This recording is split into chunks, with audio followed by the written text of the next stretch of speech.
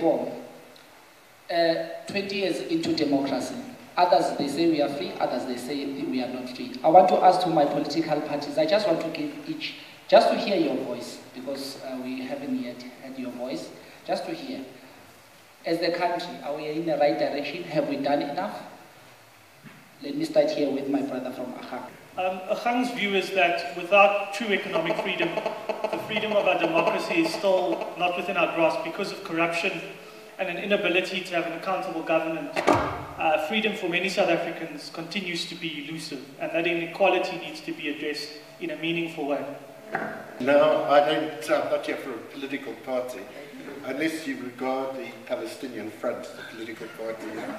So I'm for Sidikiwe, Vukani, the grouping that is saying that we must use our votes wisely, and we'll come to that, you'll give me a chance later. But 20 years on, there have been big achievements, and we celebrate those. And those have come about through universal franchise for men, women, whatever colour, creed, background. We've got a fantastic constitution and tremendous rights, but they're not fully implemented. And as the colleague here from Agang has said, and I'm sure we'll hear from others as well, we have the political freedom, political equality, but there is not economic equality, there is not social equality. So the struggle against racial domination has been overcome, but without that social and economic equality, opportunities and so on, we will face the enormous crises that we face, and that's what we've got to deal with. So there's so much that still has to be done, and the election is a chance to help change things. Thank you. Assalamu alaikum. Yeah, look, I agree with what has been said. Obviously, the very existence of the economic freedom fighters is premised on the very simple statement that political freedom without economic freedom is meaningless. And that is simply because the struggle itself, obviously the struggle was for political and national liberation, but it was never as an end in itself.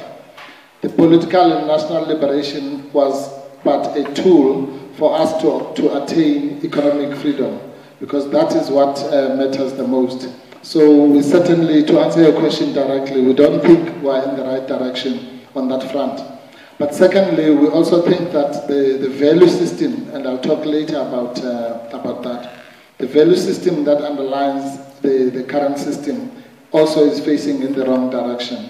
And some of the values that we stand for, I will talk about when we get into the content. Thank you. Good afternoon and goeiemiddag. Dumelang Sanbonani. I think that's a very, very good question, and we have to ask ourselves that 20 years on, have we squandered the legacy of our freedom? And I'm speaking more so specifically coming from the Muslim community and what Al-Jama-ah stands for. That in the transformation process, we have not really participated in enhancing the transformational process, in wanting to make things better.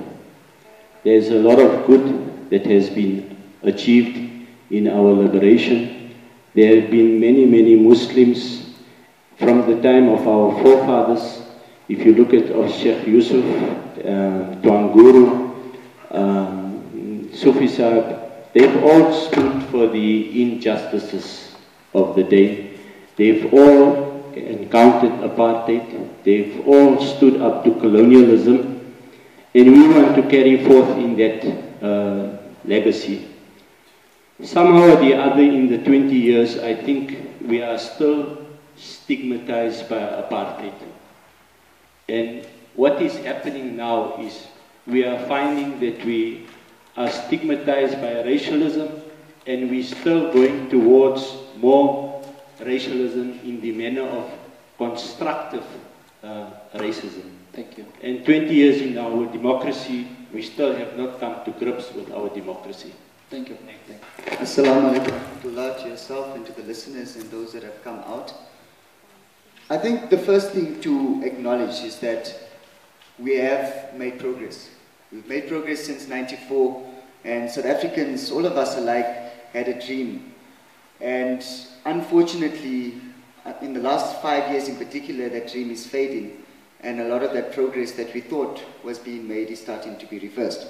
So the first point to acknowledge when we want to celebrate our freedom is to ask ourselves whether or not, when nearly 8 million people are unemployed and 1 in 5 South Africans live below the poverty line, is that something to celebrate, and is that a good story to tell? And I myself and many other South Africans are increasingly starting to say that it isn't. And I think that what we need to do as South Africans is we need to stand up. We need to be able to oppose a system currently where we have insiders and outsiders across the board. You are either an insider where you come from privilege, or you have political connections and business connections, and in that way you can access a job, and you can access funding, and you can access all type of resources of the state and of the private sector. Or you can be an outsider where most South Africans find themselves in. And it's our job to stand up for the outsiders, to make sure that we have an inclusive economy where all South Africans can access opportunity and not just the few. Look, I think there's consensus on the table with regard to what we have experienced over the past 20 years, since the fall of apartheid and the national liberation of black people in this country. And I think it is important to state at the outset that the lifting of the yoke of the national oppression of black people in this country was a tremendous historical achievement. But I think, as one of the previous speakers said, it wasn't a struggle simply for the right to sit on the same park bench as whites. It was a struggle in the first instance against poverty, against homelessness, against poor education, poor healthcare, and so on and so forth. And in that respect, we cannot say that there is a good story to tell. On the contrary, in the absence of the ANC's representatives, let me quote their General Secretary.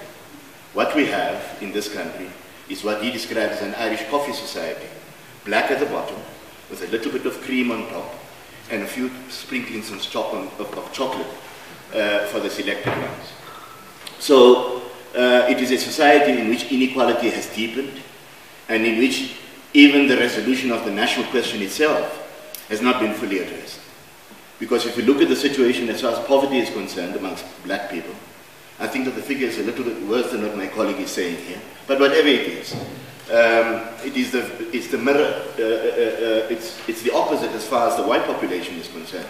Even though you now have the appearance of white beggars on the streets and poverty and so on and so forth, the reality is that insofar as the distribution of wealth in this country is concerned, it's overwhelmingly still in white hands, and in particular in the hands of white monopoly capital, the capitalist class in this country.